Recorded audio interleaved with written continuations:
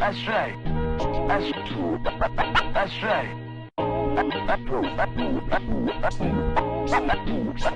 That's right. I gotta take him off of here. But there's only one, and that's me. You understand? It's like we come through, better have your fucking third hour. Bad enough, nigga. I don't want nobody sound like nobody from my clan, man. Keep it real, get your own shit, man, and be original. You can't imitate me on this fucking tape. You ain't ringing the bell. I'm ready when you are.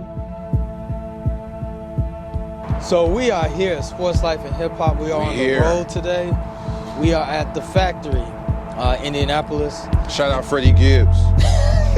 Freddie Gibbs. All right, but we're at the factory, NBA facility. We're gonna let you in on a sneak peek, let you in on what we're doing today, and come follow us in.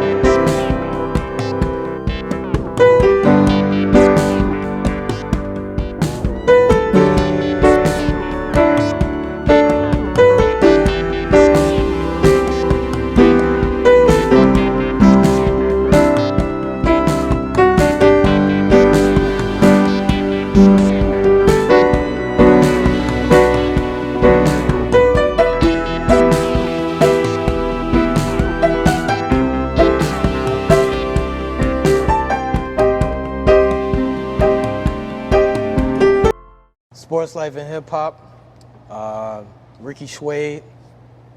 Zeke, I'm here. We here. We are here on location today. We are in Naptown, Indianapolis, Indiana, and we have a guest today, Joey Burton, Shot Doc, aka the Shot Doc. How you doing, by the way? Doing well, man. Good. Pleasure to have you guys in my town. Thank you. Thanks for having us. Thank you for having us. Thank you for having us. This is a nice facility, by the way. Very nice. Very nice.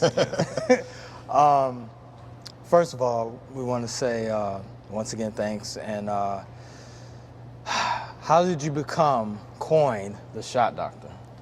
When I got into skill development, I really had to, develop my own brand. Mm-hmm. And at the time, like Twitter and Instagram were just starting out. Even Vine back then were even starting out with video clips. Mm-hmm. And so what I was seeing a lot of was dribble moves and a lot of dribbling.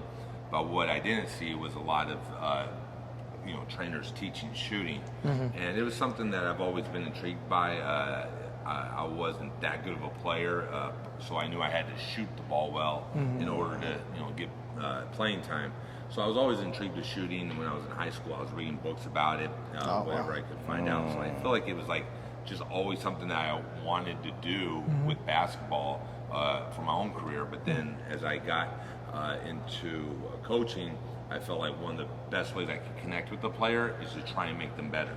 And most of the players I saw needed to be improved shooters. And so when I got into skill development, I said, this is the path I need to take. I need to really develop players not only as ball handlers, but as shooters. And that would make me just maybe a little bit different. As you're building a brand, you got to find a space within a space, right? And so I was able to find that space, and I was working with Yogi Ferrell. He was a point guard at Indiana, and he spent several years in the NBA. And late night, one night in summer of 2015, we were just at this gym on the east side of Indy, and we were just working on a shot, trying to correct some mechanics. And he was shooting from deep, and I was talking about him getting the ball up higher and shooting it higher. He's like, man, I don't think I can get it there. I'm like, no, trust it. You can get it there. Just get it a little bit higher. And he started just to cash out, bam, bam, bam. And he made like 15 in a row, and he was like, "Man, this is crazy! Like I've never shot this high with this arc, and man, it just feels like it's so easy now." And so at the time, I wasn't like heavy on Twitter, and so I was at night. I went home and my like mentions got blowing up. I ain't tweeted nothing like a week. And so I check it, and Yogi Ferrell tweeted out like, I'm gonna start calling, and he tagged me in Joey Burton, the shot doctor. And so I was like, dang. And like within literally the next day, I had like 4 people reach out to me. hey, I need to get my son. I need to get my son in with you.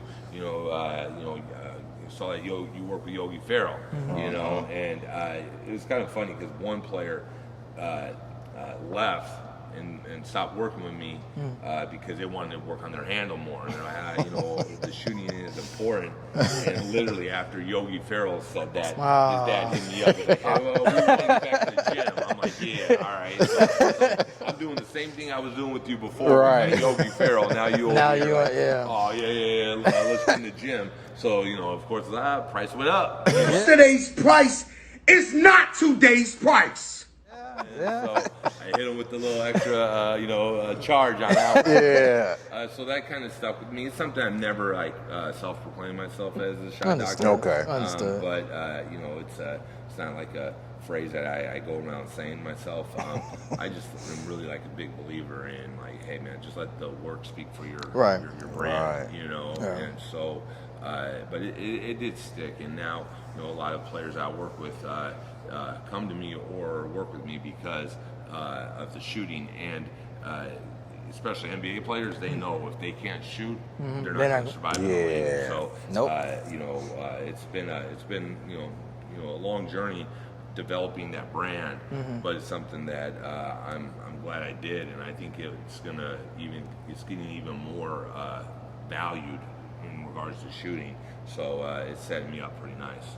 Shout out to Yogi Ferrell, heart over height. Yeah. Man, for him to make the NBA, that wasn't easy.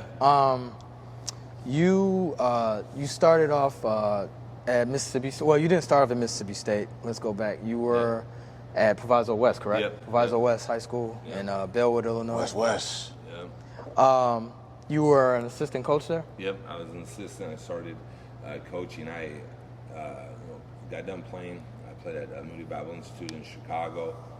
I just wanted to get into coaching, and so I reached out. It was funny. I reached out to Proviso West. I reached out to Proviso East, and I reached out to York High School. I was living with my grandmother, so I was like, hey, those are like 3 high schools that are really close. Yeah. I was intrigued by St. Joe's because my pops took me to watch Hoop Dreams when I was 16, and to this day, that's my favorite movie. And so Great movie. I was like, yo, man, you gotta be somebody if you want to be in St. Joe's. Like you gotta know somebody. Yeah. I thought had it on this like pedestal. I was like, they're not gonna want a 24-year-old fresh out of college just trying to learn. So the Proviso East coach never reached back to me. Never got back to me. And the Proviso West coach hit me right back and was like, hey, you should come to open gym. So I got my start there, and what's really cool about that opportunity is, like, to this day, dudes that were on that team and those teams that I worked with or coached, and we still have a relationship to this day. Like we wish each other happy birthday. That's dope. When they see me have a little bit of success, they hit me and congratulate me, and that's what this whole thing's about, man. How basketball unites, brings people from different cultures together, different generations, different age groups, but the love of the game is a great unifier. And then from there, went to St. Joe's. My alma mater. Your alma mater, right? So, and it was just a great learning experience there too, working for a legend like Gene Pingatore, rest in peace. And then just building relationships with those guys, and working with Evan Turner. And what was amazing about that, man, is like I was helping him, during the season when he was there, and I was always intrigued about skill development because, like I said, I wanted to be able to help the player, and I wanted to be able to get them to trust me. And I think it's just a natural thing for people. Like if we are feeling that someone really wants to help us, we're going to give that person more. Right. And so that's what I was doing with Evan, and then he got done playing at St. Joe's, and we kept working. going into his time at Ohio State. And like, he was just always different, man. He was just a hard worker. I remember one night, this is like in like May, and he's like, hey, I got like a family event I got to go to, but I'm gonna hit you up. And I was like, later tonight, and I'm like, all right, yeah, like whatever. If you hit me up at midnight, I'm ready to go. And so it was like 9:30, 10, and I was like, man, he ain't gonna hit me up. You know, I'm not mad, but I get it with family. Right. And so he hits me at like 11. And it's like, yo, Joey, could you come scoop me over here on the west side? And I was like, yeah. I was like, you got a gym? He's like, yeah. I talked to Daryl Thomas, who was an assistant at St. Joe's, played at St. Joe's, went to Indiana. And he's like, he was like the manager at Lifetime. And it was like a 24-hour Lifetime. And so he's like, yo, like, we get in the gym good there. gym. And I'm like, all right, bet, let's go. And we went down and scooped him. We were in there till like 1:30 in the morning, you know, just working and getting that work in. And I think that's like when I knew he was different. You know, it's like, man, this dude has a work ethic that I ain't experienced before. And sure, I was like, man, I thought I was a hard worker. You know, I was probably be in bed by that time when I was playing. So, you know, just to see his evolution and him going off to Ohio State, and then, you know, years later, having him, you know, bring me out to Portland when he was in Portland, and you know, spending time with him and helping him, you know, with his game during the season, was a really kind of like full circle, like dope experience for me. Wow. You know? And that's crazy that the game of basketball is taking you to so many places and met various people. Your passion is definitely there, like all of ours. So you leave St. Joe's. I mean, you're at Joe's, you go to Mississippi State? Yep. When I was in college, just like, man, the whole basketball like world sometimes is just craziness happens, you know. And my wife, who was my girl at the time, was in the bathroom of our rec center. And when I was in school, a lot of teams would practice at our facility. Like most of the NBA teams that were in town would practice when they were playing the Bulls, you know, and so college teams would do that as well.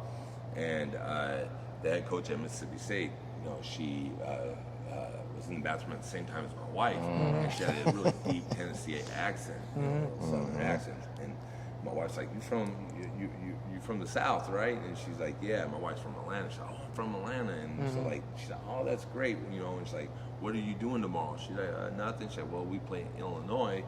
Love to have you come to the game. You know, let me get your number." So my wife gave her a number, and we got tickets to the game. Went to the game, and so then she asked us if we wanted to do breakfast the next morning. The head coach. So I was like, "Yeah, for sure. I'll do. You know, I'll do breakfast. Like it's just a connect." So I did that with me and my wife went to breakfast with her the next morning in the hotel that they were staying at, and she was just talking. I just said, how do you get into college basketball coaching? Like, I want to coach college basketball. Straightforward. She said, well, you got to start working camps. And I was like, all right, well, I don't know any college coaches besides you. So like, can I come work your camp? And she was like, yeah, you could probably come work my camp. Let me work on some things. Hit me at the end of the season. This was like in January. So like I went and hit her at like 8 in April. And I was like, hey, I still want to come down. I could use it as an internship. And so I went down to Mississippi and did the internship going in my last year of college. And so, it was a great experience. Just being around high major basketball, Division I basketball, seeing how they operated, and then it allowed me to work on my game down there. We were getting into they didn't have a practice facility back then, but just getting into the arena whenever we wanted, late night shooting. So I was able to work on my game a lot, played with some of the players.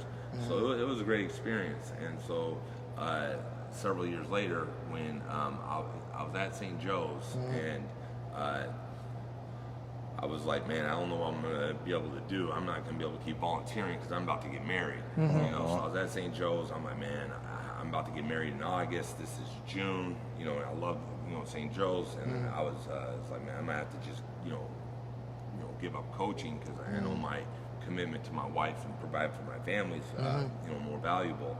And so I told my wife, I was working Illinois basketball camps at this time. I told my wife, like, hey, you can't hit me. Like, don't be blowing my phone up or nothing. I don't want to be like on the phone and like a head coach walk by or an assistant walk by. I'm trying to be, really impressive. And so then I get a phone call. I'm like, all right, I'm just let it go. I'm not gonna pick it up. Get another phone call. Like, I get a text like, you need to pick up the phone.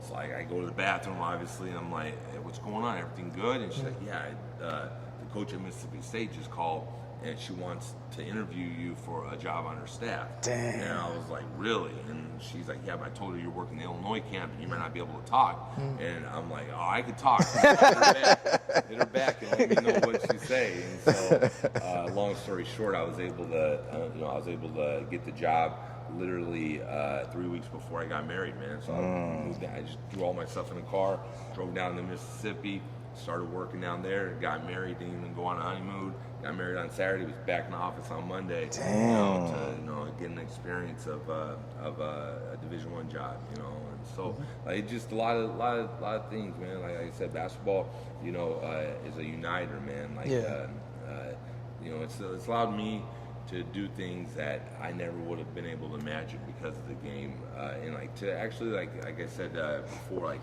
when I went to the movie theater with my pops and watched Hoop Dreams, man, I was just like I was moved deeply, and to think that like 3 or 4 years later, I was gonna be like hooping with the dudes that were in the movie was like I would never have fathomed that, and like another like I would never fathom moment in my life was when I was after Mississippi State, that summer, I think it was summer 2003, so the summer of 2004, I was trying to get into men's basketball. Now I wanted to get some men's, camp opportunities, and so Arizona was my favorite team growing up as well.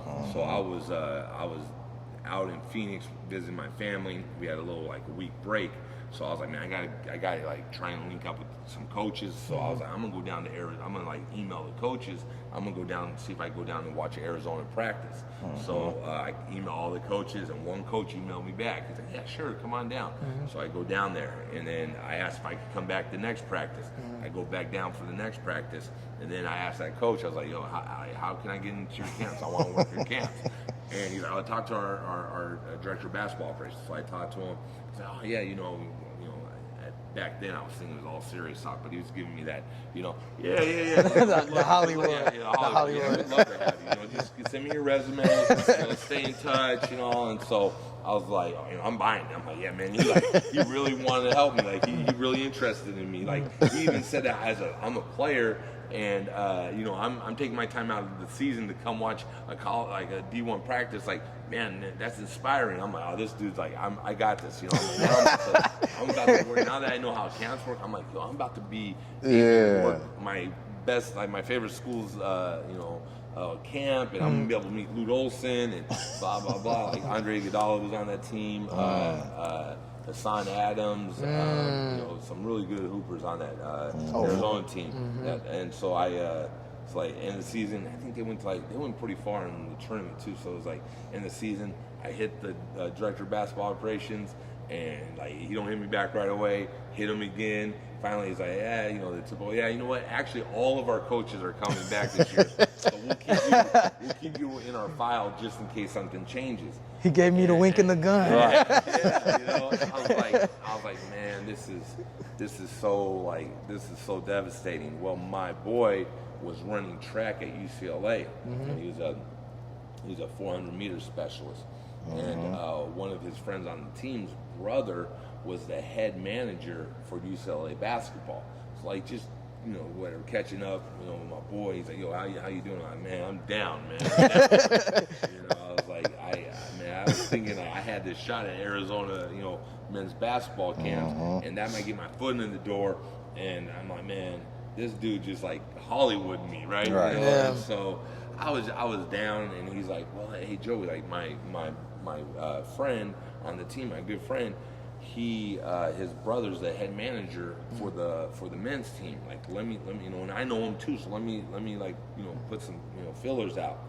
So like he did, and I got me in contact with the guy that was hiring the basketball staff. His name is Doug Erickson, and I'm friends with them to this day. But you know, Doug was you know, hard to get a hold of. He wasn't always responding, and so he was like, you know, he's like, sent me this questionnaire, asked me to give him his resume. He's like, you got to check which camps you want to work. I'm like, I put all 4 of them, right? I'm being out in LA in the summer. I was gonna stay with my boy, and so he was like, finally, you know, after I kept on hounding him, he's like, all right, listen, I don't really hire dudes that I don't like, haven't seen, you know, just before FaceTime, Oh yeah. like, you know, a Zoom, whatever. He's like, I haven't really seen, you know, and so he's like, but you know what? How about we just start with one camp and see how you do with one camp, Right. And so, like, this little story about hustling, man. So I got there. I got to LA like maybe a week before the camp started, and I was just telling him. I emailed him. I was like, hey, because of my experience at Mississippi State working that camp, I was just like, hey, if you got need any help, or if you got, you know, any time that I could come through, you know, in the office and do whatever you need me to do, just let me know. And he's like, yeah, but you know you're not getting paid for it. I'm like, yeah, I don't care. Like, I just want the you experience. know, You're right, experience. I yeah. want to help you. And so after that first camp, you know, he was like, you know, I was like putting together like camp folders, sorting T-shirts, just like, you know, grunt work. But I was beating around the program. But in my, like, there'd be like an hour and a half, 2 hours of him not having anything for me to do. So during that time, they had all the college basketball games on this VHS. This is how long ago it was, on VHS. And like, you could pop in any game. And like, he had on a database like, who do you want to study? Well, Illinois was really good at that time with D. Brown, Darren Williams, Lutherhead, you know, those guys. And so I wanted to study them more. So like, they had a video room, and I had pop in any Illinois game that I wanted, and they had you know, had like notepads in there. So like, I would just study basketball while I didn't have time. So I was really like learning a lot from video work, but you know, I was still doing some of this grunt work. Well, then after the first camp, he was like, yo, you're good. Like, you could stay here all summer. I don't care. Like you're good. So then there was another camp. It was like, the first camp was like a day camp. He put me with the 5-year-olds. Man, I was babysitting these kids, man. But it was fun. One of the funny stories with that, one of the summers I was there, I was Mitch Kupchak was the GM of the Lakers, and they were trying to find a new coach after Phil Jackson. So they were trying to get Coach K at Duke. Well, his son was in my group, right? His name was Max, and I was like, yo, man, like, where's your parents at? You know, this, like I said before, cell phones. He's like, where's your parents at? You know, I had a cell phone, but he didn't. And he's like, I don't know, they're supposed to be coming. And man, I had to sit there with them for like an hour and a half. Finally, his mom got on the phone with me, and she's like, sorry, you know, Mitch is out in North Carolina trying to get Coach K to become the head coach of the Lakers. Like, spilling all these beans, you know, like, Stuff she's not supposed to be saying. Yeah, I don't think she's supposed to say. And I'm out in this photo shoot up in Malibu, so we were trying to get our nanny to come get him. Can you hold on for like 30 more minutes? I'm like, yeah, whatever. You know. So I had some wild experiences like that, you know, because I was like just doing whatever it took to be around. Yeah. And so then we had an overnight camp. I go back to Phoenix to visit my parents for a few days, and my mom was like, hey, I just read this email, a great story about John Wooden, who's a legendary coach at UCLA, won all these championships. And she's like, I think it's a cool story, like, you should read it. And I was like, yeah, no, I already heard this story. It's about Bill Walton not wanting to cut his hair, and John Wooden's like, hey, if you don't want to cut your hair, then you could, like, basically leave, right? And so she's like, man, don't you think it would be pretty awesome for you to meet him? I'm like, Mom, I ain't meeting this dude. This dude is a legend. Right. You know, like, there's no way I'm meeting him. Like he's in his 80s. He ain't coming around, you know, like to you know, drop by the office. Like, well, you never know, you know. And I was like, you never know what God could do. You know, he got you out to UCLA. I'm like, all right, whatever. So we go back, work another camp, and I was like doing like dorm duty. And like making sure none of the kids sneak out the back door. So Doug come up to me, and Doug's like, hey, Joey, what you doing when camp gets over tomorrow? I'm like, sleeping? Grinding all this time. Right. He's like, well, I got to go out to see John Wooden tomorrow. And Wow. I want to see if you want to come. I was like, John Wooden, like the coach I coach here. He's like, yeah. He's like, I'm his like personal assistant on staff, and so I'm like, he's like, so any basketball inquiries about UCLA basketball and John Wooden has to come through me. So I got to go out there and like for all your hard work, I want to see if you want to go visit him. I was like, yeah. I was waiting for him to leave. I was calling my mom, the old touchpad. I was hitting my mom like, yo, mom, you're not gonna believe it. You know, I told you. Right. So I was able to go out there then the next day and sit like right literally on the couch with John Wooden. Damn. Talking hoops, talking all like he told some awesome stories about Kareem Abdul-Jabbar. You know, just some really dope you know, memories with that. So I mean, like just working hard, you know, pursuing your passion, man, it gets you some really good opportunities. And so I was able to do those things before I actually got, you know, to Mississippi State. Got you got anything, Zeke? You're the shot doctor, correct? Nah, he don't call himself that. That's true. I won't ever tell somebody, hey, don't Hey, call I'm the me, shot doctor. Right? I won't introduce myself that, but if anybody else want to call me that, I ain't turning it down. Right. Do you feel you can fix anybody's shot? I used to. That was in my prideful days. Okay. I could fix anybody's shot. And now I don't believe that as much. You know, I think as you start studying and you know things more, or you start to become more you know, engrossed into details of stuff. I used to want to try and make sure everything was perfect. And as you get more deeper into things and understand things more, a lot of times it's like simplicity. But one of the things I've learned is that there has to be in shooting is that it has to be some like I call it just joint alignment. Like some guys can't like get their wrist to get all the way back, so they can't get under the ball, which would provide the maximum, you know, opportunity and maximum rotation, but maximum opportunity for them to make the shot. Never thought of that. Some guys can't get under the ball. Some guys can't, like their elbow, when they like, you know, lift the ball, their elbow just naturally flares out. Lonzo Ball. They can't get that elbow under the ball. Oh, Reggie does that. Yeah, Reggie Miller did that too. So, you know, you know, I used to think like, hey, I could fix anybody's shot. But as I got more into this, now the key is in like, hey, can everybody try and shoot the same or get someone correct? Can you still help them become better with some physical limitations? Everybody don't shoot like Jesus Shuttlesworth. Exactly. So I heard this one guy said like, you know, everybody's shooting mechanics are like a thumbprint. You know, there's not one that's the same exact way. Now, I think you could use principles of great shooters, and that's what I've done and has brought me success of like, hey, this is how like, you know, like these shooters shoot. Like one of the things, if you look at a lot of the great shooters is like Steph Curry, he shoots it on the right side of his face. Klay Thompson shoots it on the right side of his face. JJ Redick shoots it on the right side of his face. Dirk, right side of his face. Steve Nash, right side of his face. Kyle Korver, like more on the right side of his face. So you get these like, you know, guys that are elite shooters, you know, like right now in the NBA, like Duncan Robinson, right side of his face. Devin Booker, right. So you get these guys that are elite shooters. They're all in the same general area. Now they might be in different spots in that area, but they're in the same area. Then you take like a KD. KD swings the ball across his body. And so, you know, are you going to say, well, KD can't shoot? He doesn't? No, he can shoot. But what is he, you know, but he has a little different mechanics. But I like to say, okay, hey, like, you know, if I save money and I invest, does that guarantee me to be a millionaire? Not necessarily. I might make a bad investment, right? But the principle is that, hey, if you save money and you invest, you're more likely to have a better chance at becoming a millionaire, right? Yeah. And so that's what I kind of use with shooting. Like, hey, you might swing it or you might shoot like all on different sides of your face or different areas of your face, but if we could look at like 50 great shooters, and if all of them are predominantly in the same location, maybe we need to get you to that location, right? No diss, but could you help Kid Gilchrist? Like his shot is, his mechanics is. Yeah. So I think, but that's what I'm saying.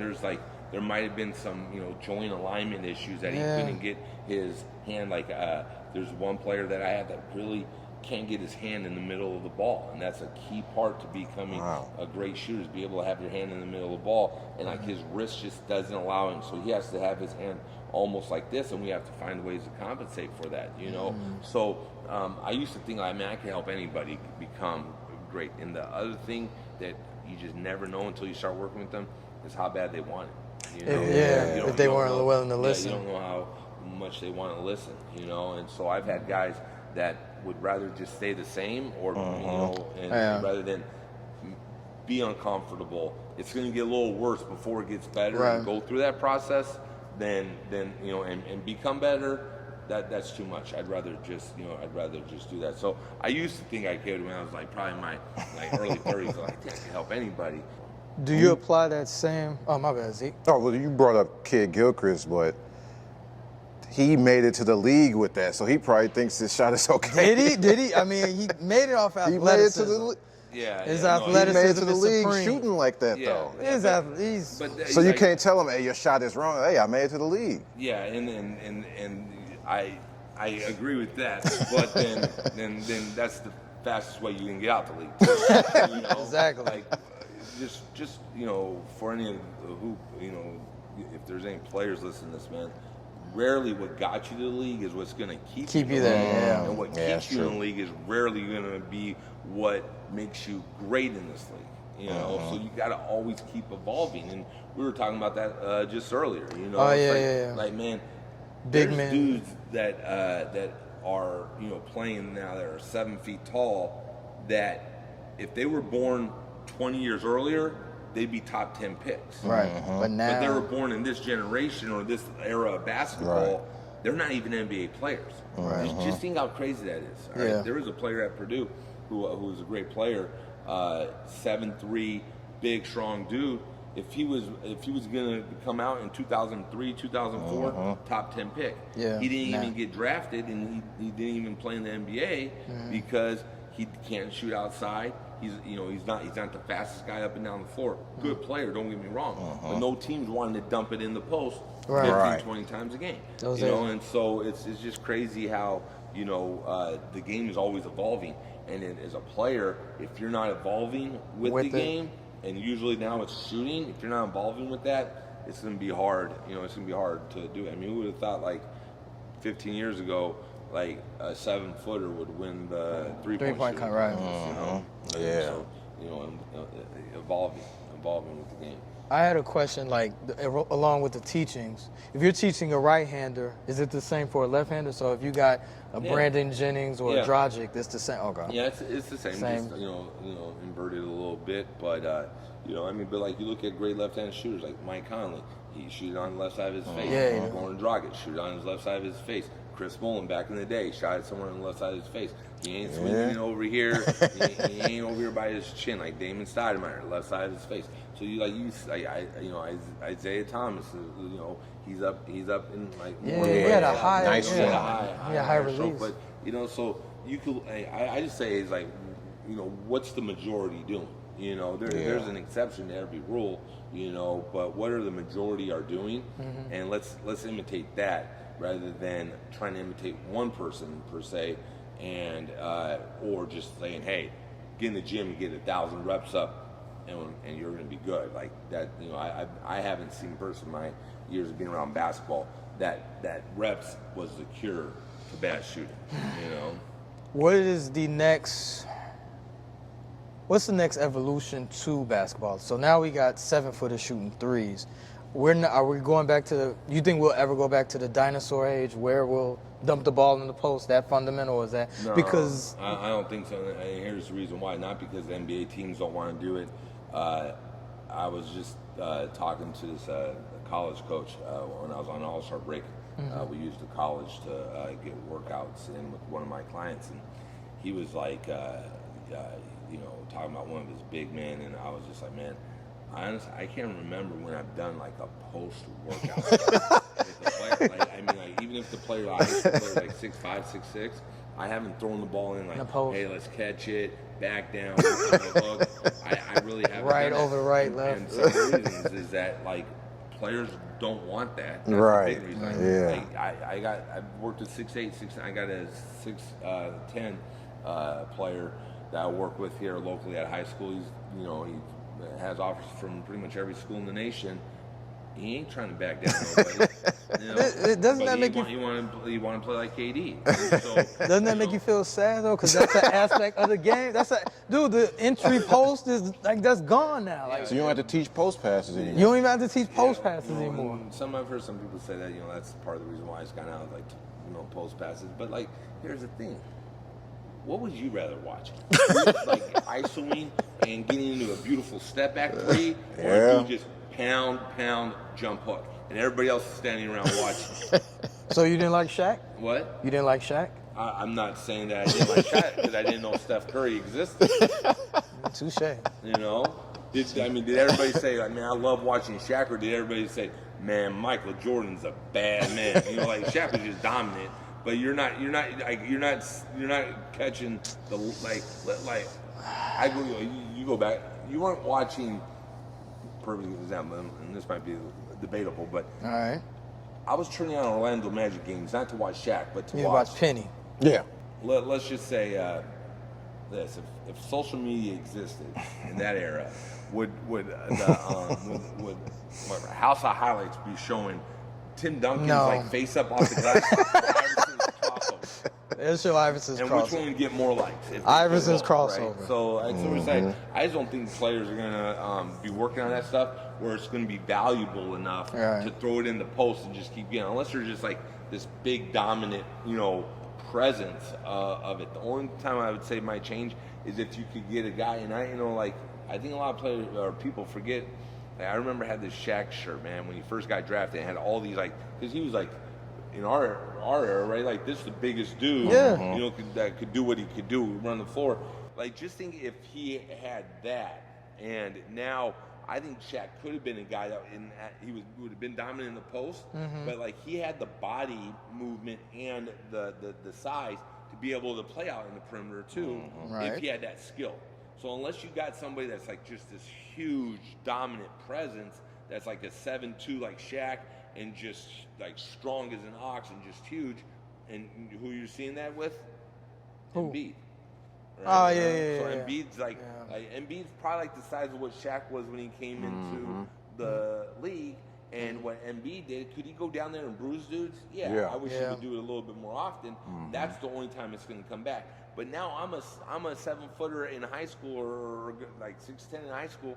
I'm watching Embiid.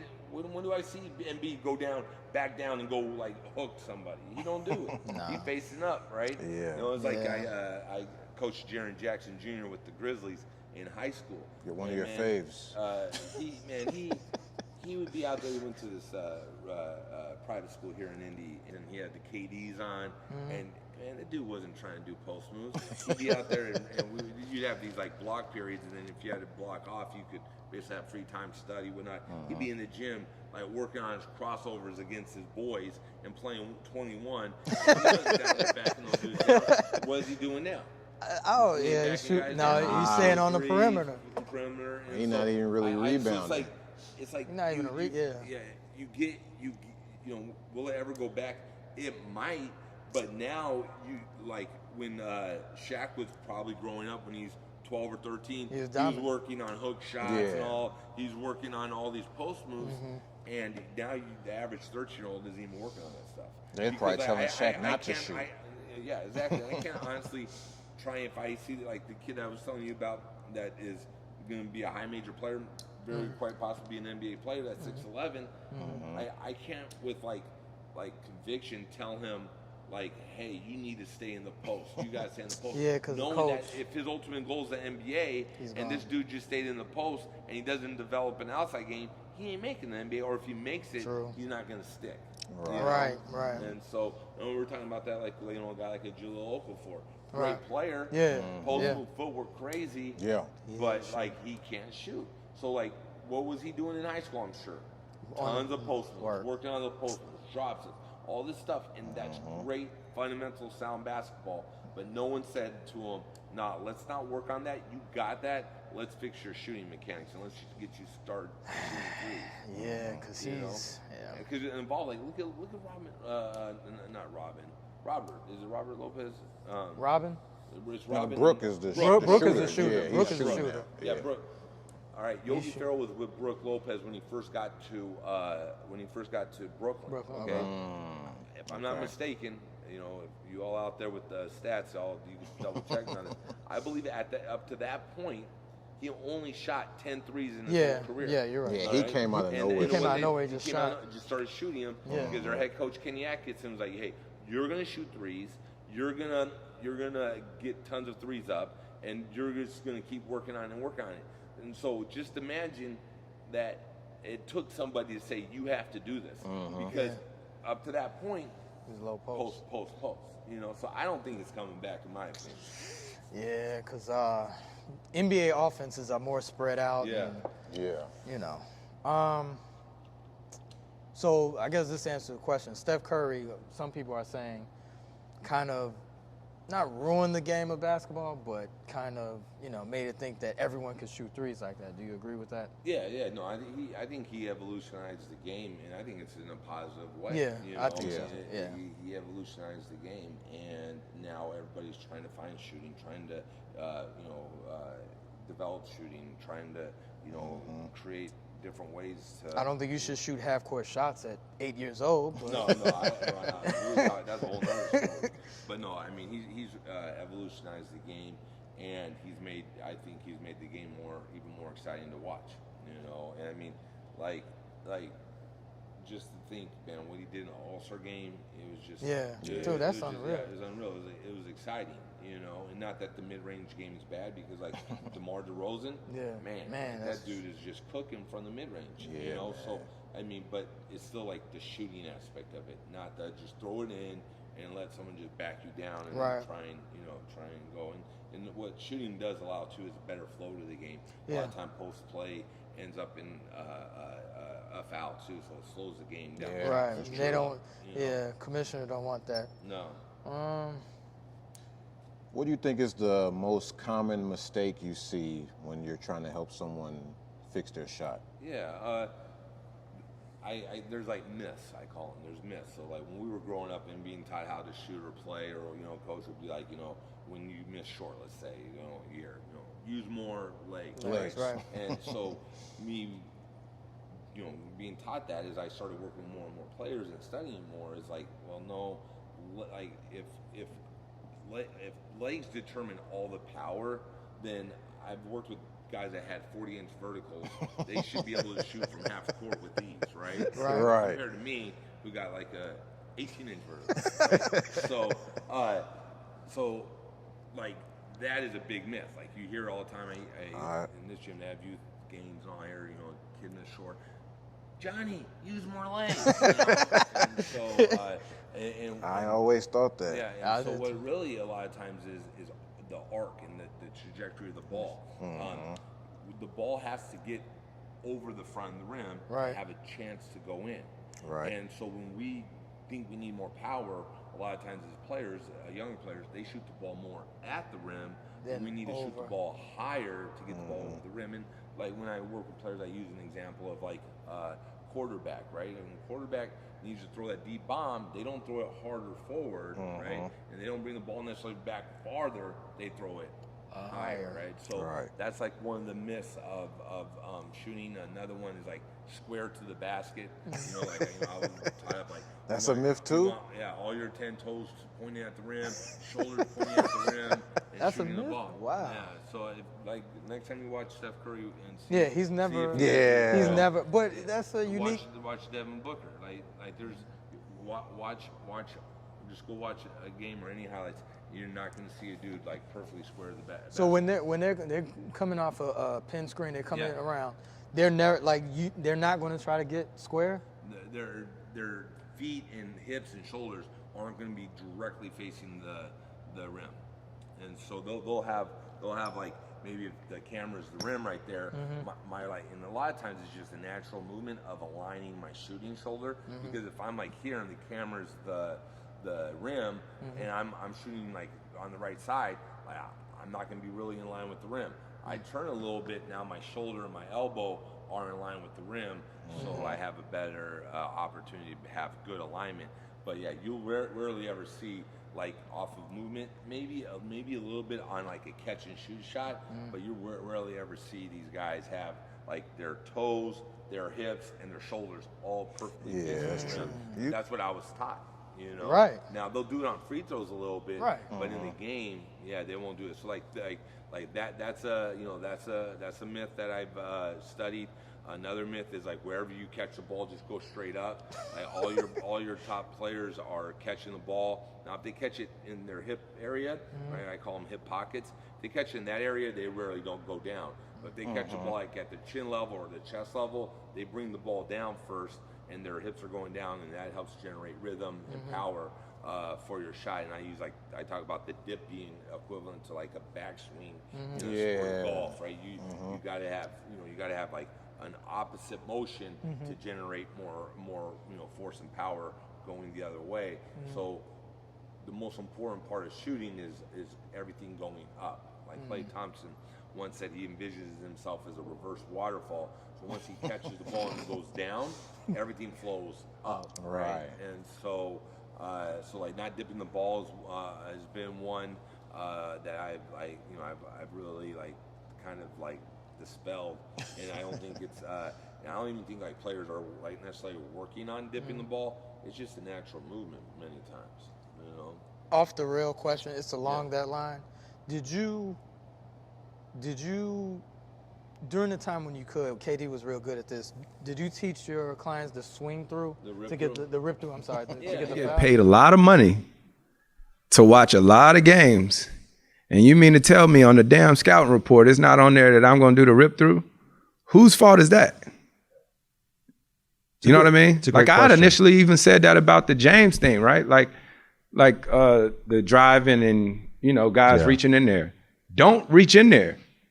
Yeah. If you know he does. Well, so now it's taken out. So what? Not really. It is. So you can't do the rip. You can do it. You can do it. You just won't get your free throws for it. Unless they over the limit. I mean, Chris so Paul if still you do don't it. have anything, and it's your the teams in the bonus. Yeah. It's a valuable move. Yeah. So you're just looking for a hand to be out. Yeah, just once, if their hand gets out, but before it used to be a shooting foul. Before I'm also teaching my players, if they're getting that mid post area, they got to have their palms back, facing here, and then guard with the chest. So I think on a podcast, like Chris Paul basically said here recently, he's good at that too. Yeah, he's like, that should be part of the game, and it is part of the game because But he said, but think of his explanation. He said, you get scouting reports.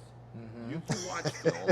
Every game's on TV. They got programs. You can watch any player. If you're playing in the NBA, you can watch any player as much. If you have a direct matchup, you can watch that player every single shot, every single minute that they played, the entire season. No matter how much depth you want to go into, it's all there. And if you don't have enough discipline and enough smarts to say, hey, in the mid post here, this dude might swing through, that's on you. And that's what Chris Paul said. Like, that makes sense. I can't help that you're not doing what you could watch on film, And so, I mean, it'd be like, hey, whatever, a quarterback knowing I've seen every game this team's play this year, and they run this middle blitz, and I keep getting knocked off on it. That ain't fair, or whatever. It's like, adjust. You had whatever 16, 17 games to see what this team did, and you can't figure it out. That's on you. So. Chris Paul just got Kobe White with that a couple weeks ago. Kobe White was at his camp. Yeah. Right after he got it, he's like, "Come on, man, use your brain." Exactly. So I'm like, man, how did he fall for that? Yeah, no, exactly. So I mean, I wouldn't say I work with it much on my high school because it's not really called in high school much. In the pros, you gotta find any advantage you could get. But if my players gonna really be in that position, most of the players I work with, they're role players. So, they're trying to maximize their role. And hey, I'm not going to sit here and work with a guy that's shooting 70% of his shots are 3-pointers. I'm not going to be working on a rip-through move that he ain't hitting in any game. He ain't getting it, right. So I mean, if it's a player that I am working with or that has an opportunity or might be in those situations, we'll discuss it and when to do it. But yeah, I'm really big on hey, just because Chris Paul do this doesn't mean that you should do it because you might be in that position. Right. I get it. one of my guys, he might get 1 or 2 pick and rolls in a game, and now we'll work on reads out of that. But am I going to work on all these little different things when his productivity is going to be based upon him shooting threes? Right. I'm not going to spend a crazy amount of time on that. You know, I think that's what helps me is I see a lot of guys, for players, you got to like figure out who you are and stay what in that the team lane. wants, Okay.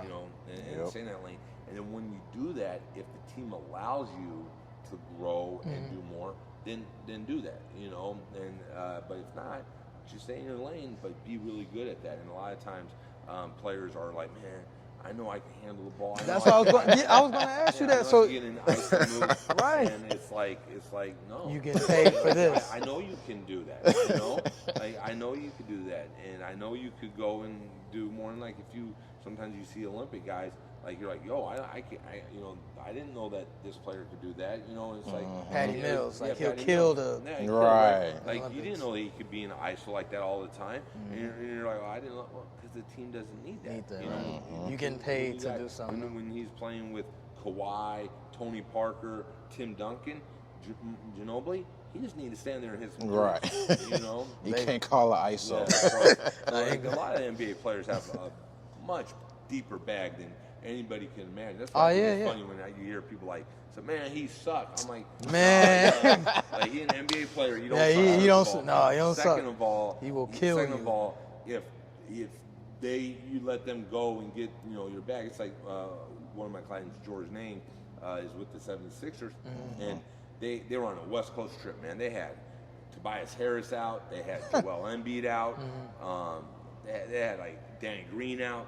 So he was playing like 38 minutes a game. Well, they needed someone to score, and for over a course of like 5 games, he was averaging like 18, 19 points. And why? Because the opportunity was there. He hitting threes, coming off ball screen, so he could do that stuff. As soon as those guys come back, he back to he went from 14, 15 shots to maybe 5 or 6. But the guys that could be cool with that and thrive in either situation, those are the ones that stick in the NBA with longevity. Yeah. You know what I'm saying? What's the average when you're working with a client? Like like how long do you work out with them? How does like an average day go when you're with one of your clients? Yeah, if we're just in like off season. Off season. Yeah, like off season, they'll get up, usually do a strength workout with whoever they use. Then we'll hit the gym, and depending on if we go twice that day or not. If we go twice, we'll probably just go like hour. If we go, if we just go once, we might just do like hour 15, hour 20. And it might be more intense. Where in the 2 days, it might be the first workout might be a lot of teaching, like, hey, this is what we need to add to your game, walking through stuff, talking. So then it's like rep it out, learning that stuff. Then the afternoon workout would be like, hey, we're gonna get a lot of reps up now, So there's a I just think there's a big difference. Like I think anybody could, that has a decent basketball knowledge could work out a player. But, really? So I can. All right. Yeah, I think you can. I mean, like, you know how to tell them to shoot 5 shots from the corner and make 5 threes, and then you know how to work them out. Wow. So there's a difference between working a workout and then and then there's also a difference between actually like teaching and developing.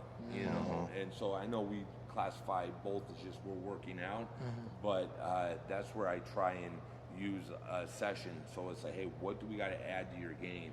What do we got to continue to get better at? And then we could break that down. So there's a lot of stopping. There's a lot of teaching. It's like, hey, did you feel that?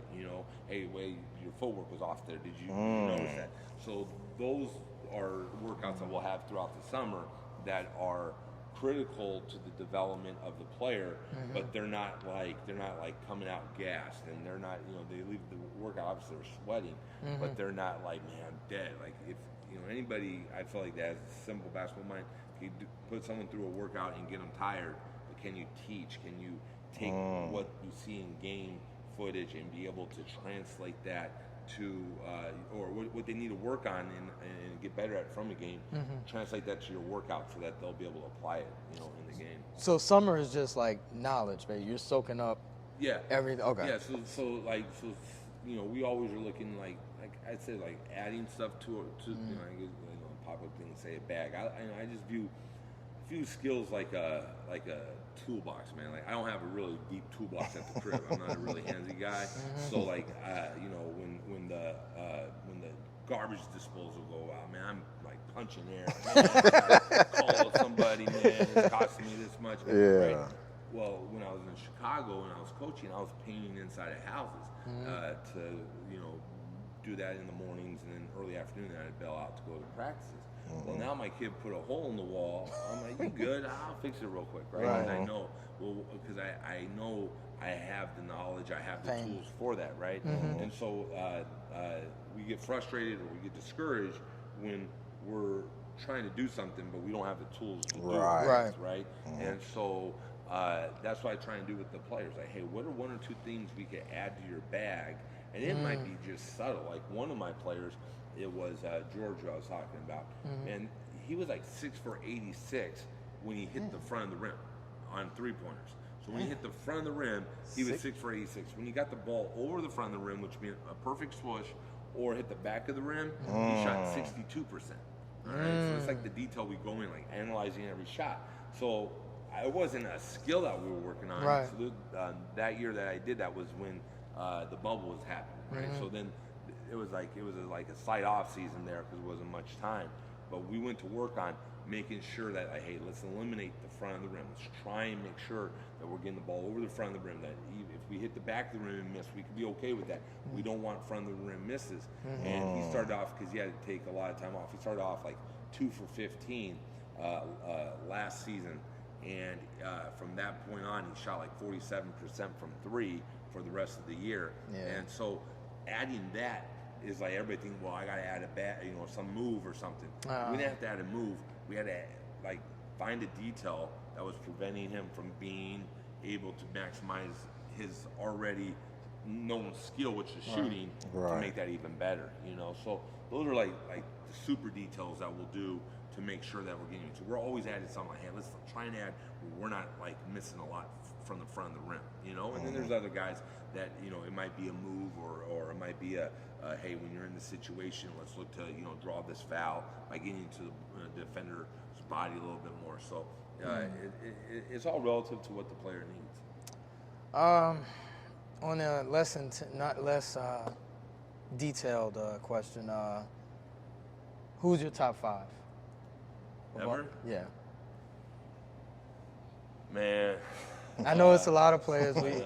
We all get that question. I'm just saying my personal guys. They're not any. They're all debatable. Would be Michael Jordan would be top 5 there.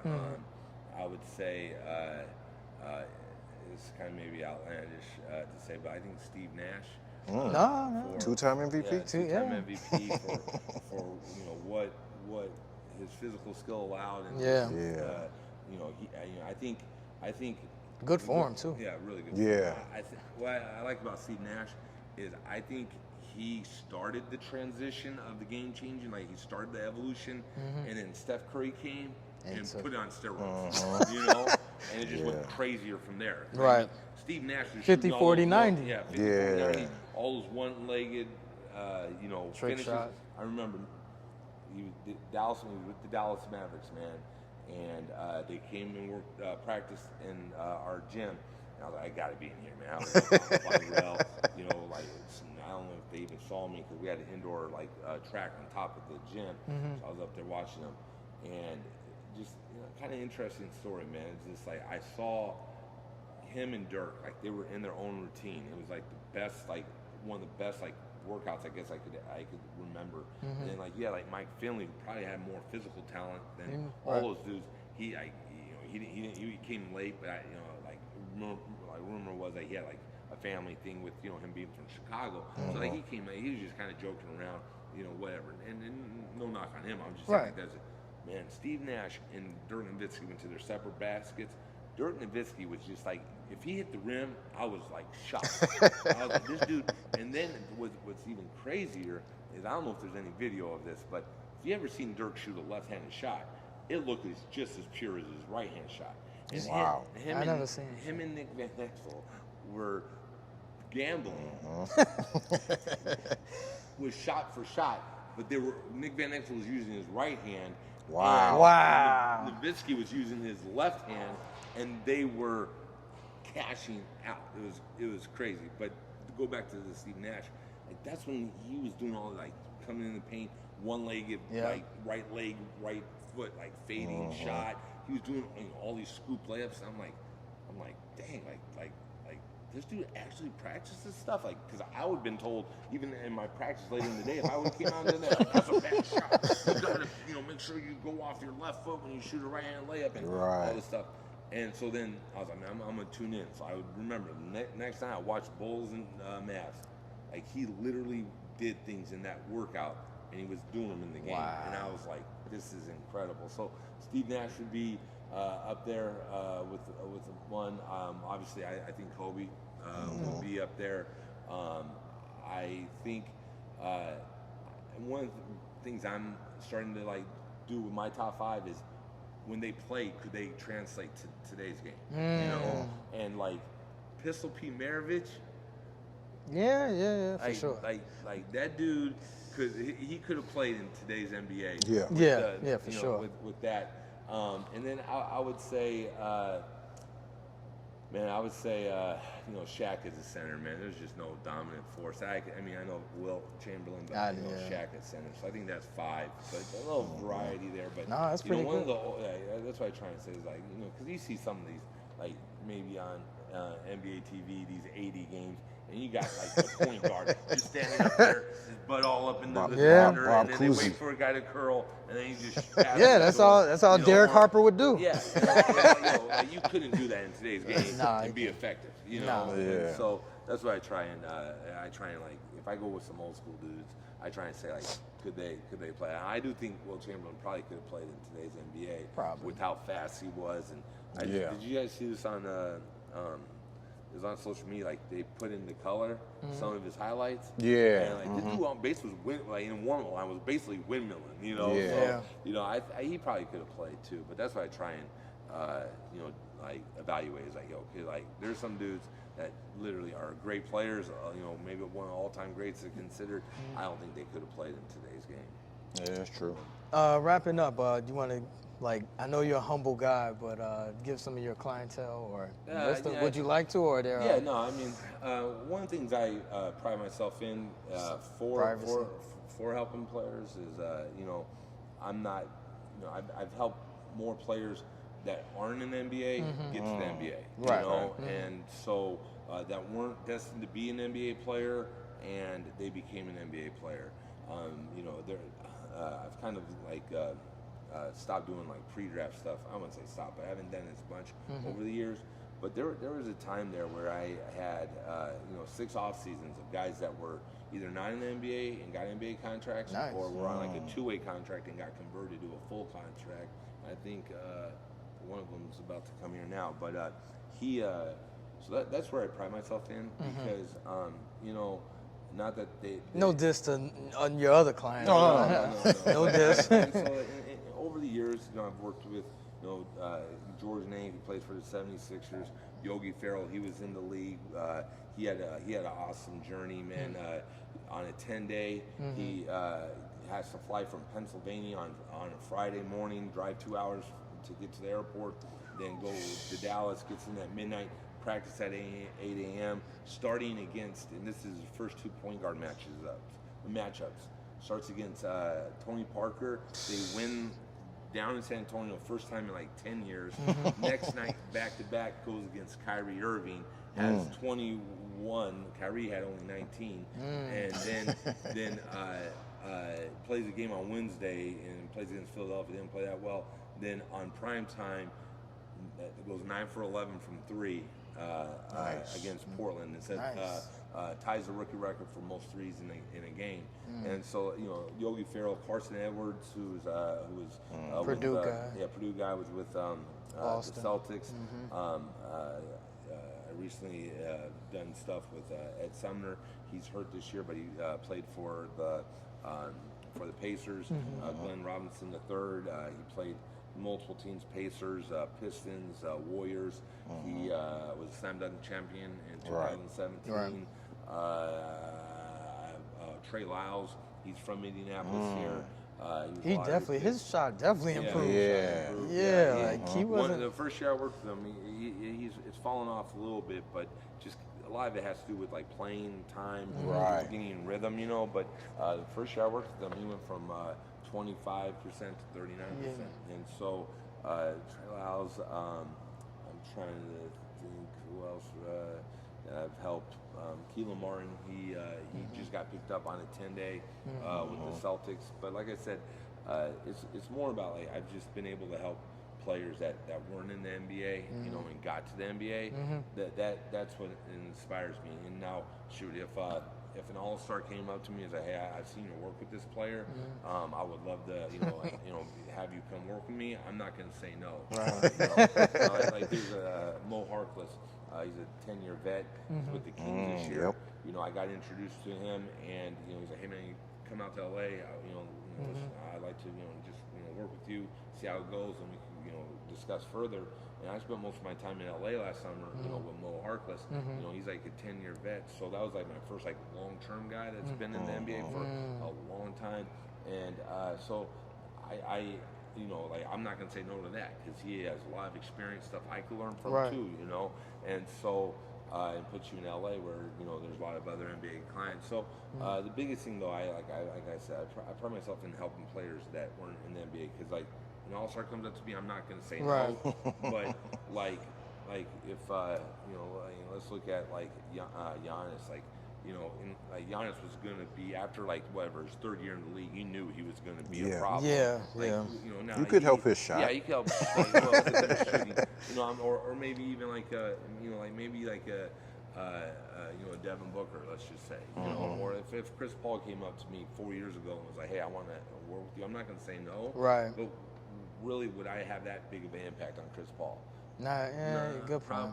Probably not, and so not that I would never say no. Right. I find value in helping dudes that I've been able to.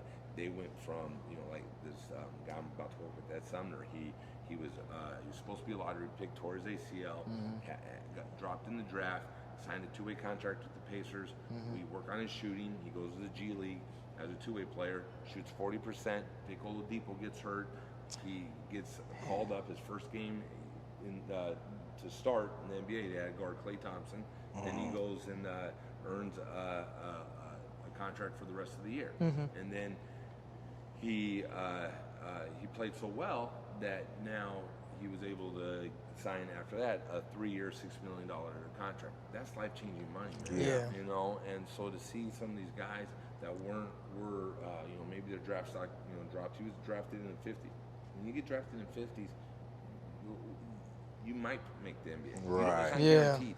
You might make the NBA, but to play in the NBA for 3, 4, 5, 6, 7 years is unheard of if you're drafted in the 50s. To see guys like George Niang get drafted in the 50s, hardly play, goes to training camp with the Warriors, gets cut, gets a 2-way contract with the Jazz. Then he earns a full contract, and he earns a 3-year. Now he's just signed a 2-year, $6.7 million deal this past offseason. So seeing like guys like that like weren't supposed to make it, that's fulfilling. That's got to be crazy. There's some fulfilling. So I ain't trying to cap and be like, I love working with dudes. I would never work with Paul George or Kawhi. Those aren't my type of dudes. I definitely would. I didn't. But there's a challenge there working with guys that what do we got to do to see if we can get you to make that jump, and that's been the fulfilling thing for me. Well, we appreciate your time, man. Great, Thank you, man. Maybe next time I'm in Chicago, we do it again. Yeah, for sure. We'll come through when I'm in Chicago, man. Thank you. Thanks again. My pleasure. Appreciate it, man. All right. man. No problem. Sports Life and Hip Hop. Everybody not doing this, man. Joey Burton in Indianapolis at the factory. Jeff Teague spot here in Indy doing live podcast with Sports Life and Hip Hop.